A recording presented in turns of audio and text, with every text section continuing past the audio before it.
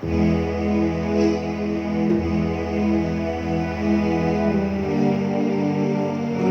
पिता, पुत्र और पवित्र आत्मा के नाम से आमीन। प्रभु ने फिर एक शाम इस सप्ताह के पहले दिन में हमें दिया कि हम प्रभु की स्तुति और महिमा करें और स्तुति और प्रशंसा करते हुए लगातार उसकी महिमा और स्तुति में, उसके आदर में, उसके सम्मान में आगे बढ़ते चले जाएं। आइए हम प्रार्थना करें। सर्वशक्तिमान दयालु प्रेमी पिता परमेश्वर, हृदय से धन्यवाद कि आप वचन के द्वारा से हमसे बातचीत कर रहे हैं और ये दिन प्रभु आपकी नज़दीकी में बढ़ने के लिए आपने हमें दिया है। हमारे पाप, हमारे अपराध जिनको हम मन, वचन और कर्म के द्वारा से करते हैं, आपसे विनती और प्रार्थना है कि प्रभु ने क्षमा कीजिए। हमसे जाने में, अनजाने में जो भी कृत्य हुए हैं, पिता परमेश्वर, ये समय हम पश्चाताप के साथ अपने पापों को, अपराधों को मान करके आपसे विनती और प्रार्थना कर रहे हैं। प्यारे पिता परमेश्वर, उस प्रार्थना का उत्तर देने के लिए आपने हमसे वादा किया है कि जो कुछ तुम मेरे नाम से मांगोगे मैं तुम्हें संसार में प्रदान करूंगा। प्रभु क्षमा कीजिएगा कि हम सब शुद्ध मन से और पवित्र हृदय से आपकी नज़दीकी में बढ़ते चले जाएं। हमारी विनती, हमारी प्रार्थना यीशु मसीह के नाम से मांगते, इसलिए सुनिए और दया से ग्रहण कीजिए। आमीन। मिलकर गाएंगे कि मुक्ति दिलाए यीशु नाम, शांति दिलाए यीशु नाम।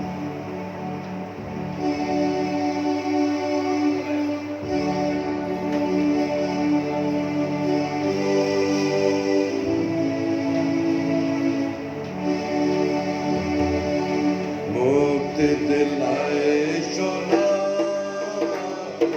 शांति दिलाए यीशु नाम। मुक्ति दिलाए यीशु नाम,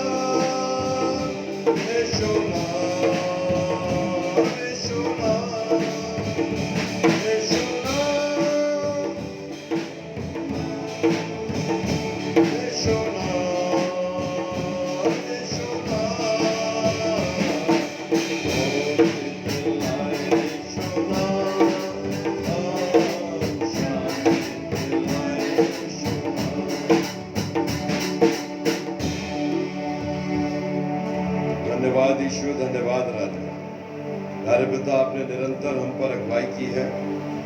और ये दिन हम लगातार विनती और प्रार्थना करते हुए प्रभु के पीछे चले जा रहे हैं। हम सब मिलकर प्रेरितों के विश्वास को एक साथ मिलकर अंगीकार करेंगे। हम सब खड़े हो जाएंगे। प्रेरितों का विश्वास वचन। हम विश्वास करते हैं परमेश्वर सर्वशक्तिमान पिता पर, जो स्वर्ग और पृथ्वी का कर्ता है।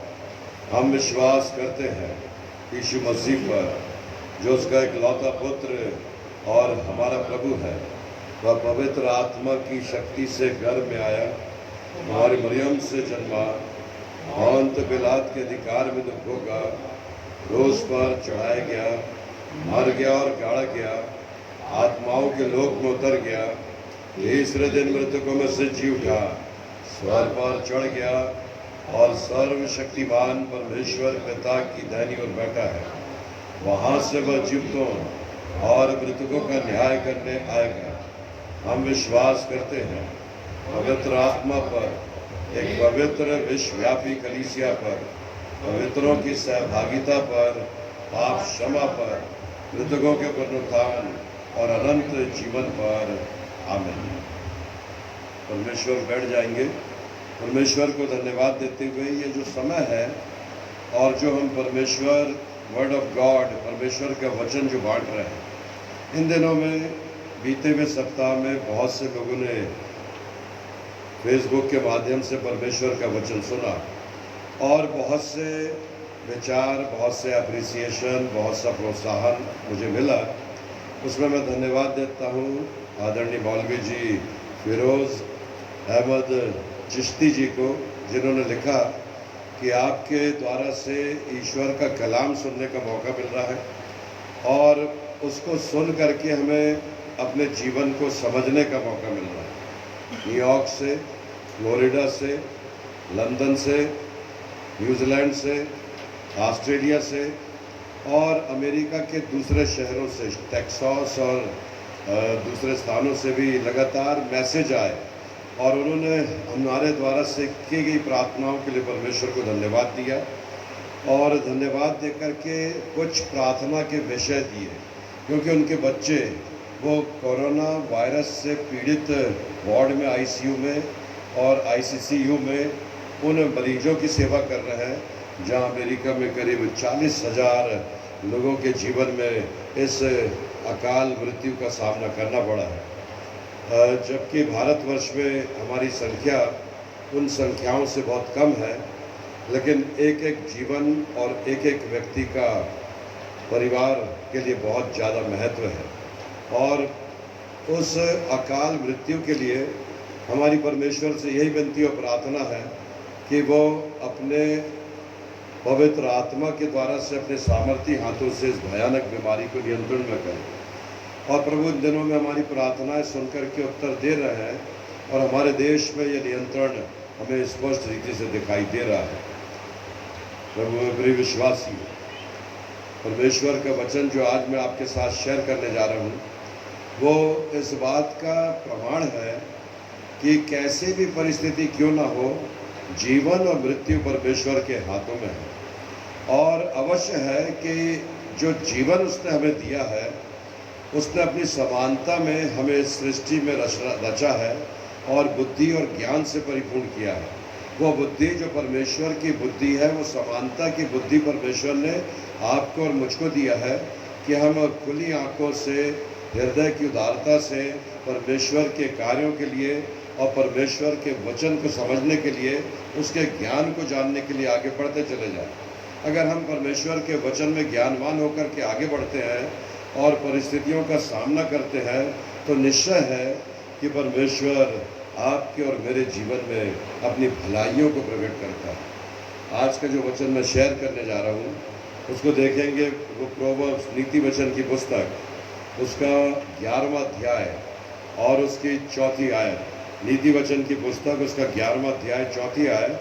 परमेश्वर के वचन में लिखा है कि प्रकोप के दिन धन संपत्ति काम नहीं आती। ध्यान दीजिएगा प्यारे मित्रों, प्रकोप के दिन धन संपत्ति काम नहीं आती, परंतु धार्मिकता मृत्यु से बचाती है।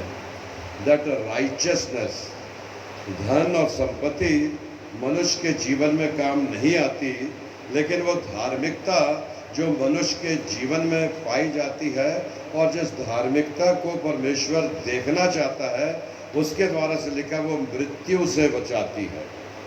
अभी वर्तमान समय में जो जिस बात का को बार बार बोला जा रहा, जान है तो जहान है। आर्थिक रूप से हो सकता है हम कमज़ोर हो जाए, हो सकता है अर्थव्यवस्था के लिए कई प्रकार की प्रतिक्रियाएं आ जाएं, लेकिन आज की तारीख में, आज के समय में, इस विकराल परिस्थिति में परमेश्वर के वचन के साथ जो मैं आपसे शेयर करने जा रहा हूँ, बाइबल में एक नहीं अनेकों स्थानों पर ये वर्णन मिलता है। बाइबल में मैं बोलता जाऊँगा, निकाल के पढ़ते जाइएगा। मेरे साथ में जो टीम के जो लोग हैं उनसे मेरा अनुरोध है। नीति वचन 10 उसका 2 पद, सुलेमान राजा ने इसी बात को और एलोबरेट किया जो मैंने आपको 11 और 4 पद पढ़ा। नीति वचन 10 उसका 2 पद, दुष्टों के रखे हुए धन से लाभ नहीं होता प्यारे मित्रों। There will be no advantage by the wealth in this world. वो कोई सहारा नहीं बन पाता है। आगे पढ़िए क्या है, परंतु धर्म के कारण धार्मिकता के द्वारा मृत्यु से बचाव होता है। धर्म के कारण मृत्यु से बचाव होता है। अगर धर्म के लिए हम प्रयास करेंगे, धार्मिकता के लिए खोजने के लिए हम प्रयास करेंगे, तो परमेश्वर का वचन स्पष्ट रीति से कह रहा है कि उसके धर्म के द्वारा से मनुष्य का बचाव हो सकता है। नीति वचन ने फिर लिखा, नीति वचन की पुस्तक उसका 12वां अध्याय उसकी 28वीं आयत में, धार्मिकता के मार्ग में ही जीवन है। पढ़िए, धर्म के मार्ग में जीवन मिलता है और उसके पथ में मृत्यु का पता भी नहीं चलता है। क्या सुंदर बात लिखा प्यारे में। ये कोई ऐसी बात नहीं है जो किसी गलत बात को दर्शाती, बहुत साफ लिखा है कि धर्म के पथ पर जीवन मिलता है। लेकिन क्या लिखा सेकंड सेंटेंस में, पढ़िएगा, उसके पथ में मृत्यु का पता भी नहीं चलता। अगर धर्म के मार्ग में चलेंगे, और धर्म के लिए क्या करता आदमी, बहुत से परिभाषाएं दे सकता है धार्मिकता के लिए। कोई अस्पताल बनाता है, कोई अनाथ आश्रम बनाता है, कोई भूखे को खाना खिलाता है, कोई अपनी संपत्ति का 10वां भाग उसके लिए दे देता है। और बहुत से धार्मिकता के कृत्य हैं प्रभु में प्रिय विश्वासियों जो मनुष्य करता है और उसको करना चाहिए। और जो वह ऐसे काम करता है तो वह धर्म के मार्ग पर चलने की कोशिश करता है, और धर्म के मार्ग पर चलने की कोशिश में उसको परमेश्वर के द्वारा से दिए हुए जीवन का अनुभव हो सकता है। निर्गमन उसका 23वां अध्याय उसकी 6वीं आयत से 8वीं आयत, जिसे मिल जाता पढ़िएगा। निर्गमन की पुस्तक उसका 23वां अध्याय उसकी 6वीं आयत से 8वीं आयत तक, 13 लोगों में से जो दरिद्र हो उसके मुकदमे में न्याय ना बिगाड़े। अब देखिए प्यारे में, तो धार्मिकता के लिए कुछ काम है, केवल ये बनाना या उस भूखों खाना खिला देना या ये कर देना वो कर देना, ये तो हो गया। लेकिन कुछ और नॉर्म्स हैं जो बाइबल में बताए गए। क्या लिखा कि दरिद्र के मुकदमे के मामले में न्याय संगत काम करने से पीछे मत हटना, पड़िएगा। उसके मुकदमे में न्याय ना बिगाड़ना, न्याय ना बिगाड़ना। कहीं ऐसा ना हो कि एक दरिद्र के मुकदमे का न्याय बिगाड़ने के लिए एक धनवान और प्रतिष्ठित व्यक्ति का साथ देने के लिए किसी गरीब की संपत्ति और किसी गरीब के हक को मारने का अधिकार परमेश्वर ने आपको और मुझको नहीं दिया। Be conscious. धार्मिकता के लिए धर्म के कामों से जीवन है और अधर्म के कारण से मृत्यु है। पढ़िएगा आगे, झूठे मुकदमे से दूर रहना और निर्दोष और धर्मी को घात ना करना। बहुत साफ लिखा प्यारे मित्रों, निर्दोष और धर्मी को घात ना करना, घात मत करना। अगर निर्दोष व्यक्ति है और धर्मी व्यक्ति है और उसको घात, आजकल क्या है, जैसे कि 10 कमांडमेंट्स दी गई थी, उसमें लिखा है तू चोरी नहीं करना, तू हत्या नहीं करना, तू व्यभिचार नहीं करना। हत्या करना मतलब स्टैप करना, गोली मार देना, चाकू मार देना, केवल उससे संबंधित नहीं है।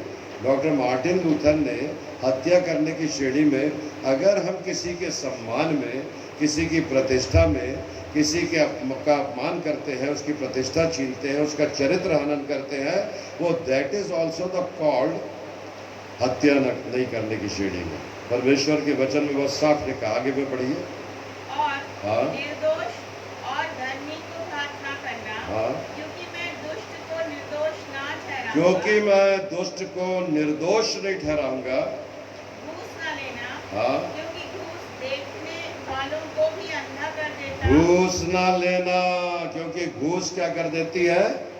देखने वालों को भी अंधा कर देखने वालों को भी, आंख रखने वाले व्यक्तियों को भी अंधा कर देती और है, धर्मियों की बातें पलट देता है। और धर्मियों की बातें पलट जाती है। प्यारे मित्र, दाऊद राजा ने, उससे एक अनजाने में गलती हुई, जाने में गलती हुई, अनजाने में गलती हुई, लेकिन उसने कई प्रकार की बातों को फिर अपने मन के पश्चाताप से, शुद्ध भाव से, भजन संहिता की पुस्तक में कई बातों को लिखा और उन बातों के साथ कई बातों को बताया। लेकिन पढ़ेंगे बाइबल के और रिलेवेंट पदों को। लय व्यवस्था की पुस्तक, उसका 19वां अध्याय और उसकी 15वीं आयत। लय व्यवस्था 19:15, दूसरा पद है व्यवस्था विवरण 17, 16 से 19, जिसे मिल जाएगा पढ़िए। व्यवस्था विवरण 17, 16 से 19। न्याय में कुटिलता ना करना, क्या? कुटिलता ना करना। न्याय में कुटिलता न करना। कुटिलता मनुष्य का नेचर है प्यारे मित्र, परंतु परमेश्वर मन को जांचता है।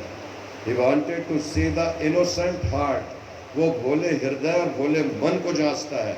वो बार बार इसी बात के, मनुष्य की कुटिलता मनुष्यों की धार्मिकता के कामों में बहुत हानि पहुंचाती है। आगे पढ़िए। ना तो कंगाल का पक्ष करना, ना तो कंगाल का पक्ष करना, और ना बड़े मनुष्यों का मुंह देख, और ना बड़े मनुष्यों का मुंह देख करके अपने द्वारा से निर्णय। बहुत से लोग क्या हैं, जो धनाढ़ लोग होते हैं, जो संपत्ति वाले होते हैं, जो बहुत ज़्यादा प्रतिष्ठित होते हैं, उसका पक्ष लेने लगते हैं। लेकिन परमेश्वर का वचन बहुत साफ कहता है, ना कंगाल का और ना प्रतिष्ठित व्यक्ति का, धनाढ़ व्यक्ति का। न्याय संगत बातों को करने में अपनी धार्मिकता के प्रति सचेत रहना। धर्म के काम, दो व्यक्ति प्रार्थना करने गए, प्रभु यीशु मसीह ने बताया, और दो व्यक्ति जो मंदिर में प्रार्थना करने गए, एक ने तो सिर उठा के बोला, परमेश्वर मैं लगातार आपके मंदिर में आता हूँ, लगातार मैं विनती और प्रार्थना करता हूँ, कोशिश करता हूँ सबत का दिन, रविवार को, शनिवार को लगातार मैं आकर के प्रार्थना करूँ, अपना दान दूँ, बाइबल पढ़ूँ, परमेश्वर के भक्तों का आदर करूँ, सब करता हूँ। और निकोदेमुस ने भी यही कहा था, फ्रॉम द वेरी चाइल्डहुड, मैं बचपन से ही इन बातों करते आया हूँ। लेकिन एक व्यक्ति ने सिर उठाना भी नहीं चाहा, नीचे से झुका के बोला, परमेश्वर मैं तो पापी और अधर्मी व्यक्ति हूँ और इस लायक नहीं हूँ कि मैं इस पवित्र मंदिर में प्रवेश करूँ, मेरे पापों को और अपराधों को क्षमा कीजिए। मनुष्य की धार्मिकता फटे हुए चिथड़ों के समान है, जब वो पैबंद के रूप में लगाई जाती है तो वो अलग दिखाई देती है। व्यवस्था विवरण 17, 16 से 19 पढ़िएगा जैसे मिल जाए।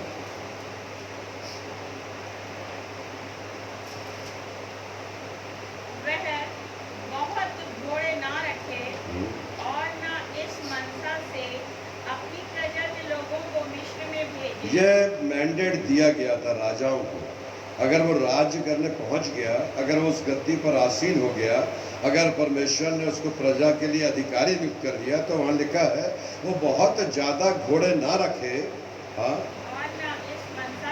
और ना इस मनसा से अपनी प्रजा के लोगों को मिस्र में भेजे, अपनी प्रजा के लोगों को मिस्र में भेज करके कि उसके पास बहुत से घोड़े हो जाएं, कि उसके पास और भी घोड़े हो जाएं और ताकत बढ़ जाए, क्योंकि यहोवा ने तुमसे कहा है, क्योंकि परमेश्वर यहोवा ने तुमसे कहा है कि तुम उस मार्ग से फिर कभी न लौटना, उस मार्ग से फिर कभी नहीं लौटना, और वह बहुत स्त्रियां भी ना रखे, और बहुत स्त्रियां भी ना रखें, ऐसा ना हो ऐसा ना हो कि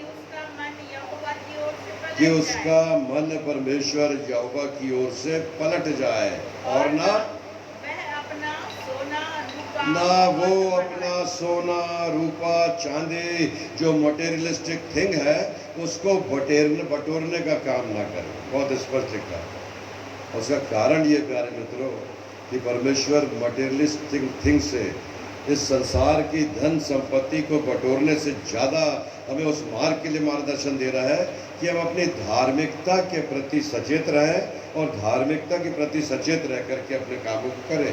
राजा सुलेमान ने फिर लिखा नीति वचन की पुस्तक उसका 18वां अध्याय और उसकी 5वीं आयत। नीति वचन 18 5वां पद, दूसरा शामिल 23वां अध्याय 3रा पद। सुभाष भाई, निरंजन भाई, कोई भी जो पढ़ना चाहे पढ़िएगा। दुष्ट का पक्ष करना और धर्मी का हक मारना अच्छा नहीं। दुष्ट का पक्ष करना और धर्मी का हक मारना। जरा ध्यान दीजिए, इनको नोट करते जाइए प्यारे मित्रों। मैं आपसे बात कर रहा हूँ कि प्रकोप के दिन धन संपत्ति काम नहीं आती, परंतु धार्मिकता मृत्यु से बचाती है। टेस्ट करने वाले अचानक से आपके घर में आ जाएंगे और जब आपके माथे पर लगा करके देखेंगे तो आपसे पूछ सकते हैं कि आपको बुखार आ रहा है, क्या आपको सर्दी हो गई है, क्या आपके घर में कोई यात्रा करके आया था, क्या आपके यहाँ पर कोई गया था, क्या आपके यहाँ कोई किराएदार है, क्या आपके यहाँ पर ये जो पत्थरबाजी हो रही डॉक्टर्स के साथ हो रहा है, ये हो रहा है। यह बड़ा दुर्भाग्यपूर्ण जो स्थिति बन रही है वो इसलिए हो रही प्यारे मित्रों कि लोग भयभीत हैं, डरे हुए हैं। और आपको अगर थोड़ा सा बुखार है और आकर लेकर के चले गए अगर अस्पताल में, तो मरीज के पास घर के लोग सेवा करने नहीं जा सकते। उस मरीज के पास आप उसको देखने के लिए भी तरस जाएंगे और हो सकता है जब डेथ हो जाए तो डेड बॉडी को भी शायद आपको हाथ लगाने की इजाज़त ना मिले। ये सबसे दुर्भाग्यपूर्ण परिस्थिति प्यारे मित्रों, और ये जीवन की सबसे बड़ी सच्चाई है। अमेरिका में लाशों का ढेर लगा हुआ है, वहाँ पर उठाने वाले लोगों की कमी हो गई है।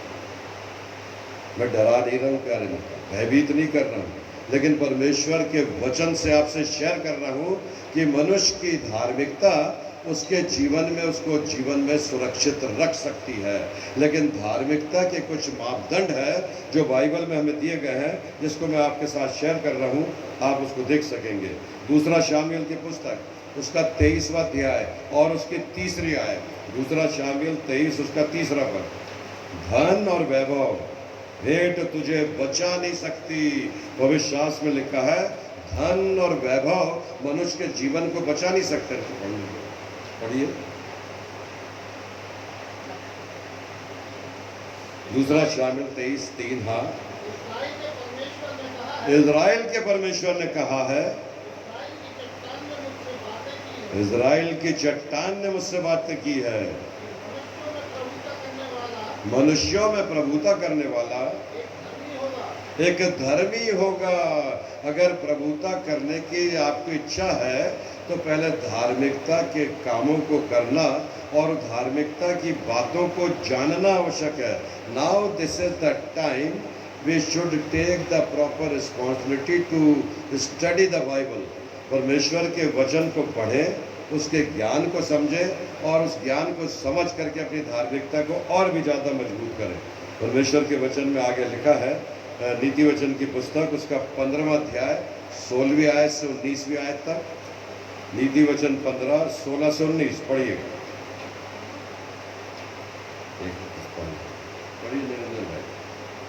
अपराध के साथ बहुत रखे हुए धन से यहोवा के भय के साथ, बहुत रखे हुए धन से, अपराध के साथ बहुत रखे हुए धन से यहोवा के साथ क्या है? थोड़ा ही धन, थोड़ा ही धन बहुत है प्यारे मित्रों।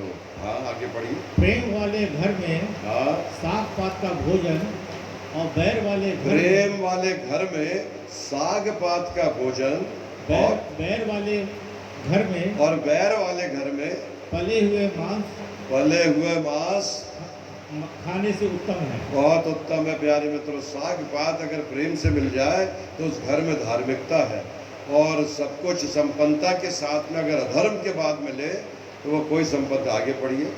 क्रोधी पुरुष झगड़ा मचाता है, क्रोधी पुरुष झगड़ा मचाता है, परंतु जो विलंब से क्रोध करने जो वाला है, विलंब से क्रोध करता है वह मुकदमों को दबा देता है। वो मुकदमों को दबा देता है। अगर तू रास्ते में ही है तो मुद्दई से मेल मिलाप कर ले, कहीं ऐसा ना हो कि बाद में जो निर्णय हो तुझे पछताना पड़े।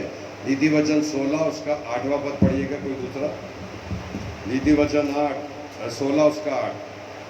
अन्याय के बड़े लाभ से अन्याय के बड़े लाभ से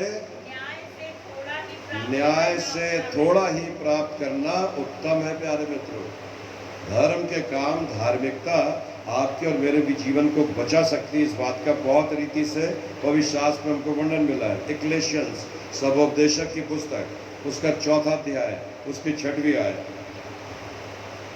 सबोपदेशक 4:6।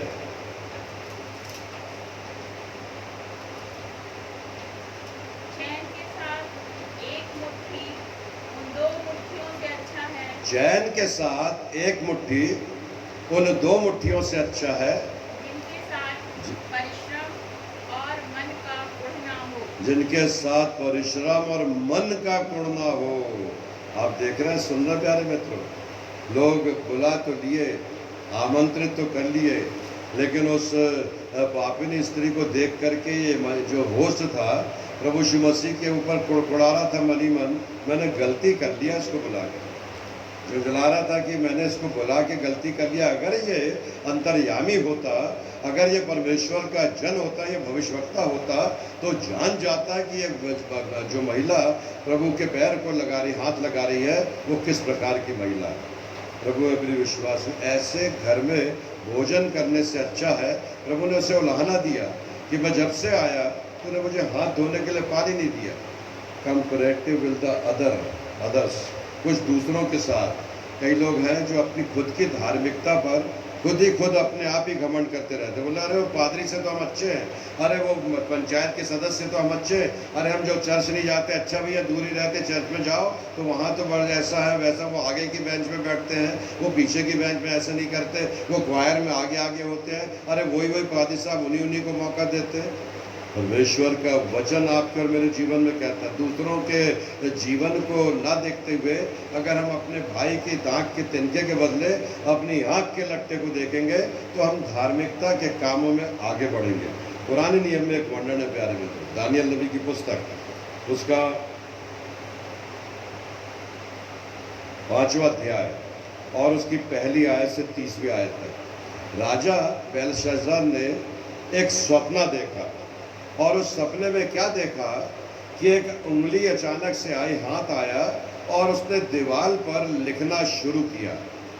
दानियल नबी ने जब दानियल की पुस्तक उसका 5वां अध्याय पहली आयत से 30वीं आयत पढ़िएगा जरा, क्या लिखा। पहले थोड़ा सा पढ़ के फिर उंगली पे आओ। बेलशस्सर नामक राजा ने 1000 प्रधानों के लिए एक बड़ा भोज किया। 1000 प्रधानों के लिए बड़ा भोज किया। और भोज में उसने क्या करा कि उसने सारे सेनापतियों को, मंत्रियों को, अपनी रखेलियों को और बहुत से लोगों को बुलाया और उसने मंदिर में के वो पवित्र पात्र जो परमेश्वर के लिए वाचा के संदूक के लिए उपयोग में लाए जाते थे, उन पात्रों से में उन्होंने दाखरस पिया, उन्होंने वाइन पी। लिखा, आगे पढ़िए। 1000 लोगों के सामने दाख मधु पिया। उस 1000 लोगों के सामने उसने दाख मधु पिया और उसके बाद चौथे पद में लिखा है, वे दाख मधु पी पीकर सोने, चांदी, पीतल, लोहे, काठ और पत्थर के देवताओं की क्या करने लगे? स्तुति कर ही रहे थे। हाँ, वो कर रहे थे, वो ऐसे काम कर, हाथों से बनाए हुए उन लोगों को वो अपनी स्तुति कर रहे थे। आगे पढ़िए। कि उसी घड़ी मनुष्य के हाथ की सी एक उंगली निकल के आई।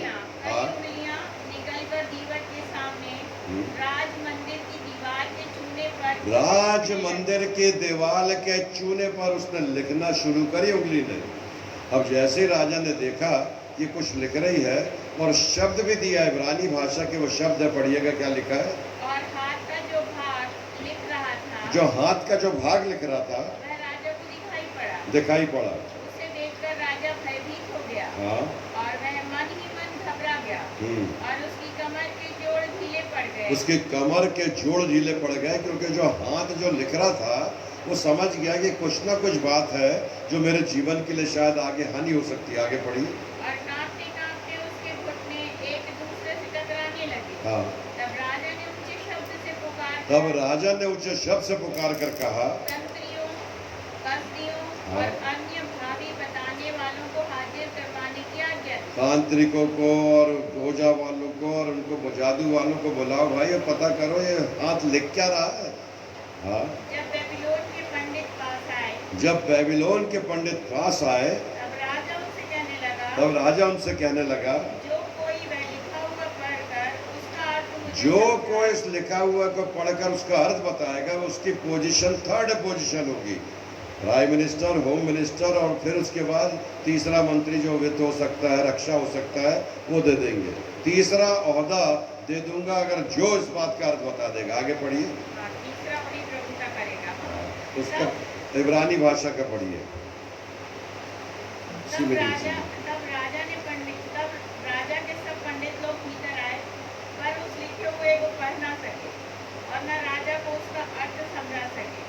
इस पर बेलशस्सर राजा बहुत घबरा गया और भयातुर हो गया और उसके प्रधान भी व्याकुल हुए। राजा और उनके वचनों को सुनकर रानी भोज के भवन में आई और कहने लगी, हे राजा, तू युग युग जीवित रहे, अपने मन में ना घबरा और ना उदास हो।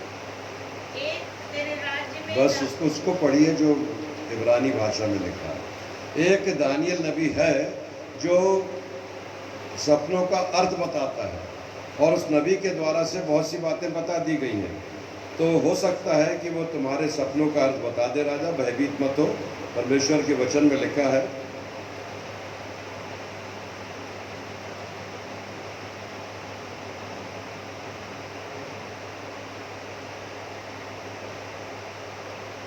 वहाँ लिखा है, जिस बात का मैं आपको ध्यान आकर्षित करना चाहता हूँ, तकेल, तो वहाँ पर लिखा, जो लेख लिखा हुआ था उससे मने मने तकेल उपरसीन जो लिखा गया, उसका अर्थ यह है, मने मतलब परमेश्वर ने तेरे राज्य के दिन मिलकर उसका गिन कर उसका अंत कर दिया है। परमेश्वर ने तेरे राज्य के दिन गिन कर उसका अंत कर दिया है। तकेल तू तराजू से तौला गया और हल्का पाया गया है। तकेल मतलब तू तराजू से तौला गया और हल्का पाया गया है। और परेस तेरा राज्य विभाजित किया गया और मादियों और फारसियों को बांट दिया गया है। ये इब्रानी भाषा का ये लिखा हुआ शब्द था, जिसको दानियल नबी ने आया और आकर के बताया, राजा तेरे जीवन में इस प्रकार की बातें हो रही है और इसका मतलब ये है। और जब राजा ने सुना तो उसको बोला, तीसरा भाग दे दो, क्योंकि इसने मेरे जीवन में सब बातें बता दी। वो डर गया, घबरा गया, भयभीत हो गया, क्योंकि उसने धनाढ़ होकर के अपने अधिकार का दुरुपयोग करने होकर करके मंदिरों के पात्रों में सोना, चांदी, पीतल सब का उपयोग अपने लिए किया था। सेल्फ सेंटर्ड होकर के वो जो राज्य का था, जो मंदिर का था, जो परमेश्वर का था, उसने व्यक्तिगत जीवन के लिए उपयोग में लाया था। प्यारे प्रभु में प्रिय विश्वासी, परमेश्वर को दिया गया दान फिर पलट करके देखा नहीं जाता, उसका मूल्यांकन नहीं किया जाता कि हमने वो दान दिया था तो उस दान का क्या हुआ। आपने तो दे दिया, उपयोग करने वाला क्या कर रहा है वो अपना लेखा देगा। लेकिन परमेश्वर के राज्य की धार्मिकता इस बात के लिए प्रमाणित करती है कि अगर हमने एक टेबल फैन दिया है, एक सीलिंग फैन दिया है, एक ऑर्गन दिया है, या माइक दिया है, या जो भी दिया है, खील भी दिया है, तो परमेश्वर के नाम से दिया है। परमेश्वर को दिया हुआ भाग उसका आपका और मेरा नहीं, जो कुछ हमारे पास है वो सब उसका दिया हुआ है। हमें आवश्यकता है कि हम परमेश्वर के काम में आगे बढ़ें। लाजर जो बैगर था, वो इतना कमज़ोर छोटा व्यक्ति था कि उसका अस्तित्व नहीं था, लेकिन परमेश्वर प्रभु यीशु मसीह उससे प्रेम करते थे। लूका रचित सुसमाचार उसका 16वां अध्याय 19वीं आयत से पढ़िएगा जरा कोई भी। लूका 16:19 पढ़िए निरंजन भाई। एक धनवान मनुष्य था एक धनवान मनुष्य था जो बैंगनी कपड़े और मलमल पहनता जो बैंजनी कपड़े और मलमल पहनता था। He was very rich fellow. और प्रतिदिन सुख विलास और धूमधाम से रहा करता था। और प्रतिदिन बड़ा सुख विलास और धूमधाम से रहा करता था। न धनियों को चिंता नहीं है, पैसे वालों को आज इस लॉकडाउन में, क्योंकि हमारे पास अभी इतना है कि न भोजन की कमी है न किसी बात की कमी है। लेकिन जो दैनिक मजदूर है उनके जीवन में उनको विपत्ति लगती है कि हम कमाएंगे नहीं तो खाएंगे क्या। लेकिन फिर भी परमेश्वर उनके जीवन के लिए सहायता कर रहा है। बहुत से दानदाताओं को खड़ा कर दिया है, सरकार के मन में डाला है, दूसरी संस्थाएं हैं जो उनको सहारा दे रही है। आगे पढ़िए।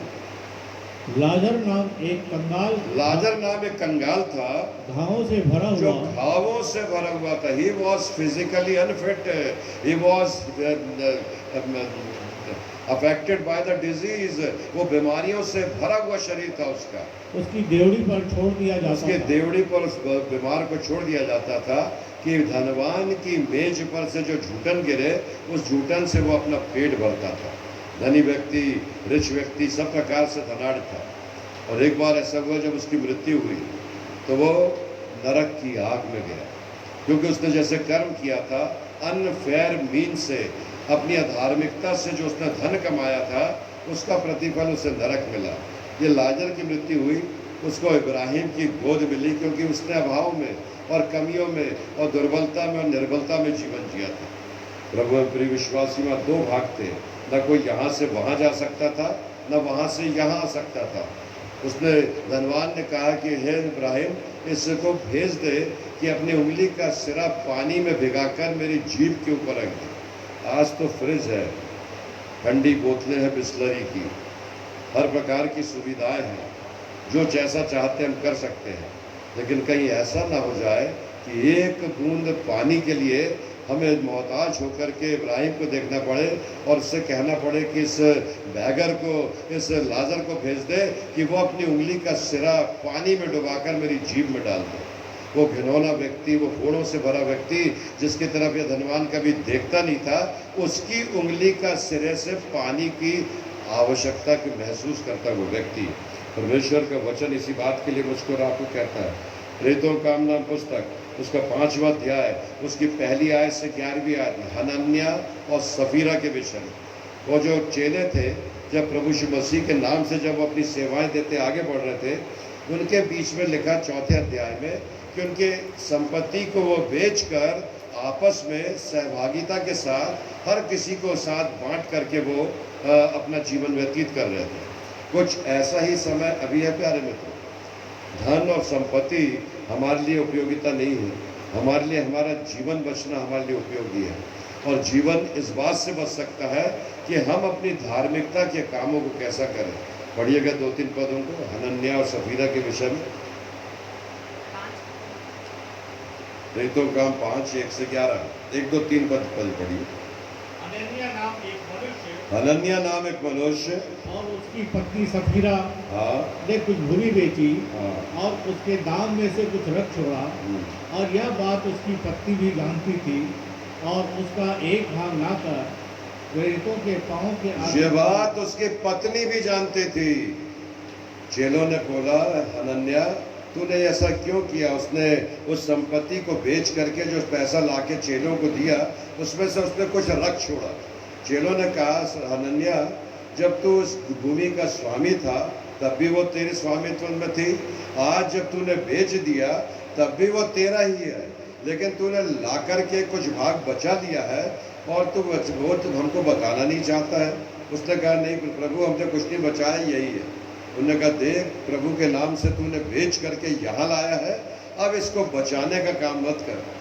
लेकिन हनन्याह नहीं माना, वो उसी घड़ी गिर करके मर गया पैर में। 3 घंटे बाद उसकी पत्नी आई। उसकी पत्नी से पूछा गया क्या हनन्याह ने जो बचाया था क्या वो तेरे पास है। उसने कहा नहीं प्रभु इतना ही में बेचा था, यही सब था, धन और संपत्ति। उसने कहा तभी पति को दफना के लौटे भी नहीं है और सफीरा को भी ले जाना पड़ा प्यारे। प्रभु में प्रिय विश्वासी दाऊद राजा ने अपने भजन में बहुत सुंदर बातें कहा है। भजन संहिता की पुस्तक उसका 49वां अध्याय और उसकी पहली आयत से 20वीं आयत में दो दो तीन तीन पद पढ़िएगा मेरे साथ जो लोग आप लोग हैं।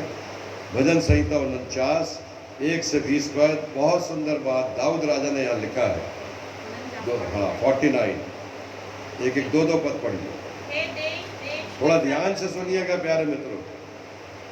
हे देश देश के सब लोगों हाँ यह सुनो, हे संसार के सब निवासियों कान लगाओ, हे संसार के सब निवासियों कान लगाओ। क्या ज्ञानी क्या धनी क्या ज्ञानी क्या धनी क्या दरिद्र क्या। कान लगाओ। हाँ नेक्स्ट।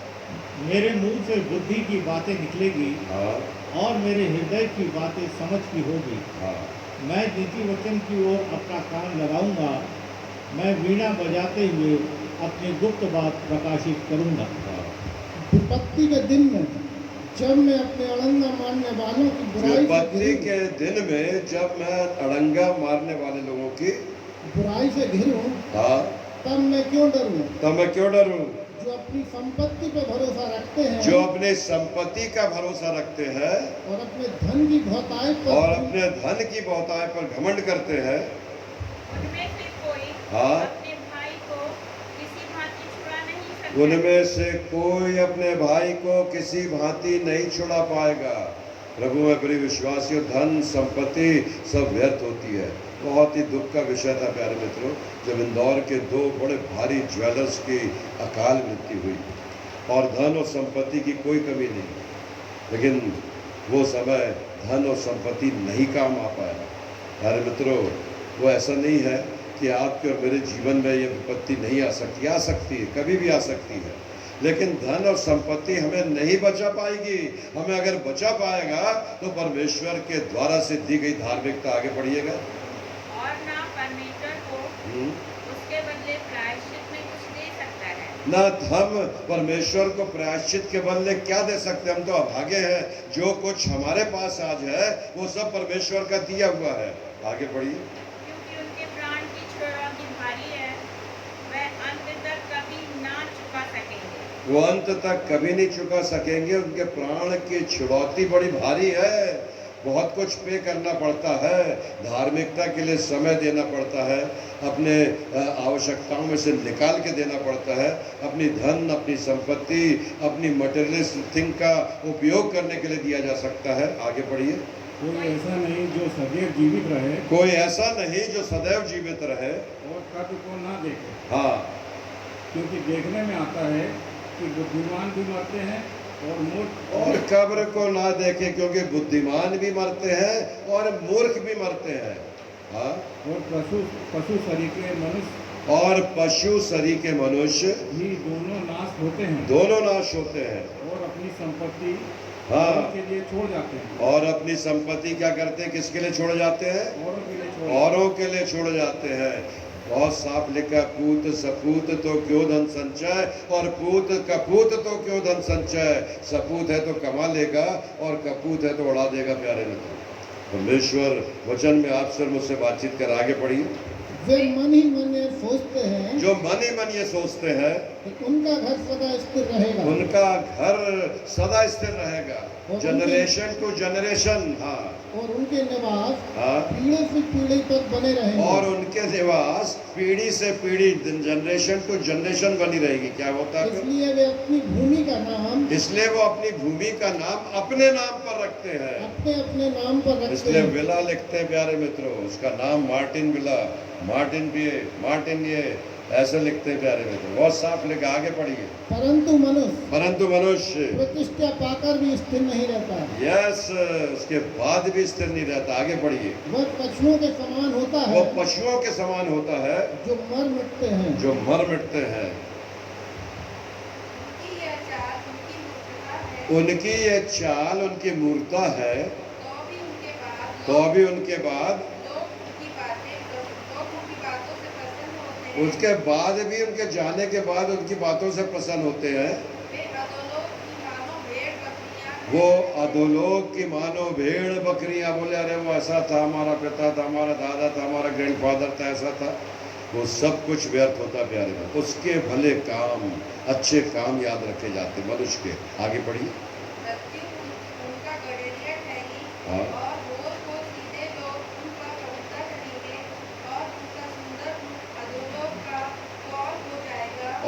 अधोलोक का कौर हो जाएगा, दूसरे लोग उस पर प्रभुता करेंगे और बहुत सी बातें हैं। और उनका आधार न रहेगा। हाँ, परंतु परमेश्वर मेरे प्राण को अधोलोक के वश से परंतु निकालेगा। परमेश्वर मेरे प्राण को अधोलोक के वश से निकालेगा जब हम उसकी संगति में बने रहेंगे, जब हम उसके वचन से लिपटे रहेंगे। मेरे वचन के ज्ञान के ना होने के कारण से मनुष्य इधर उधर भटक रहा। कहीं भटकने की जरूरत नहीं।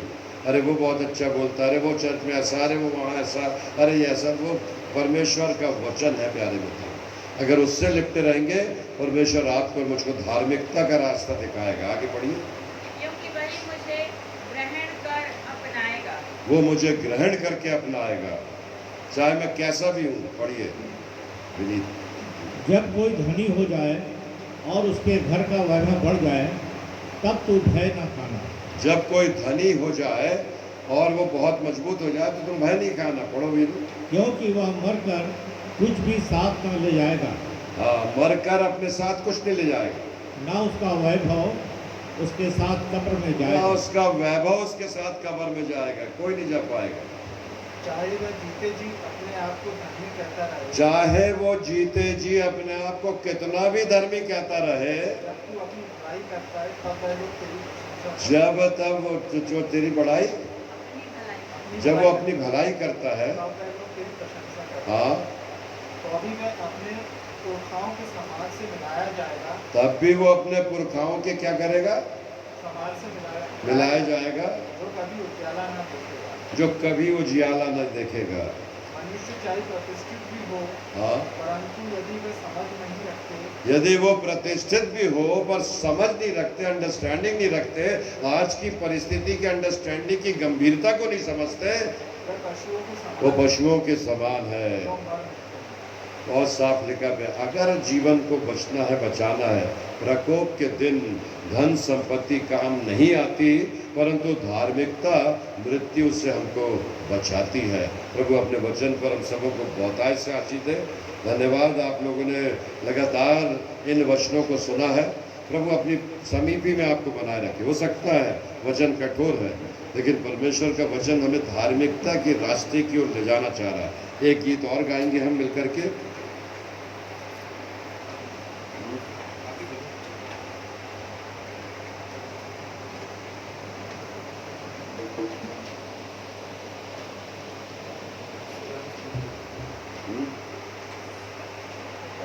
गीत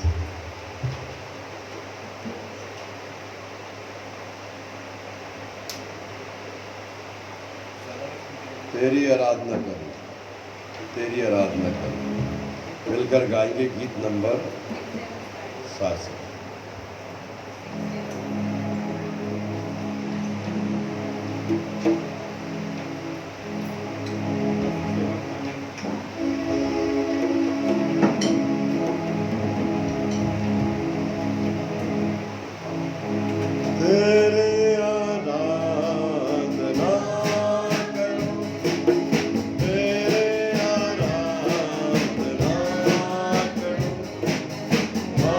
Shine.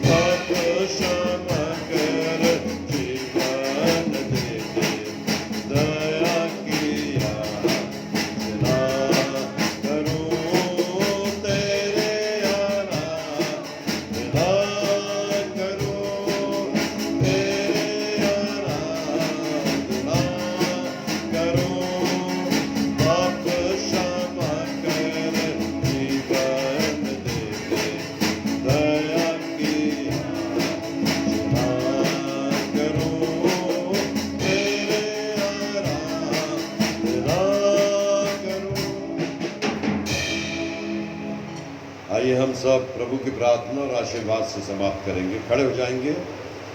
हे हमारे पिता जो स्वर्ग में है, तेरा नाम पवित्र माना जाए, तेरा राज्य आवे, तेरी इच्छा जैसे स्वर्ग में पूरी होती है वैसे पृथ्वी पर भी पूरी हो।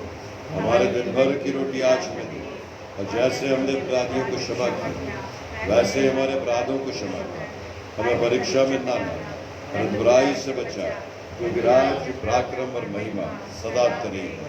आमीन। अब हमें हमारे उद्धारकर्ता, मुक्तिदाता प्रभु यीशु मसीह का अनुग्रह, परमेश्वर पिता का प्रेम और पवित्र आत्मा की सहभागिता हमें से हर एक के साथ, हर एक श्रोताओं के साथ, हर एक दानदाताओं के साथ, हर एक प्रार्थना करने वाले लोगों के साथ, हर एक डॉक्टर्स के साथ, नर्सेस के साथ, पुलिस प्रशासन के साथ, सुरक्षा कर्मियों के साथ, सभी किराना व्यवसायियों के साथ और सारे उन सेवकों के साथ प्रभु अब से लेकर आपके दोबारा बादलों पर आने तक प्राप्त होती रहे। आमीन। यीशु साहब।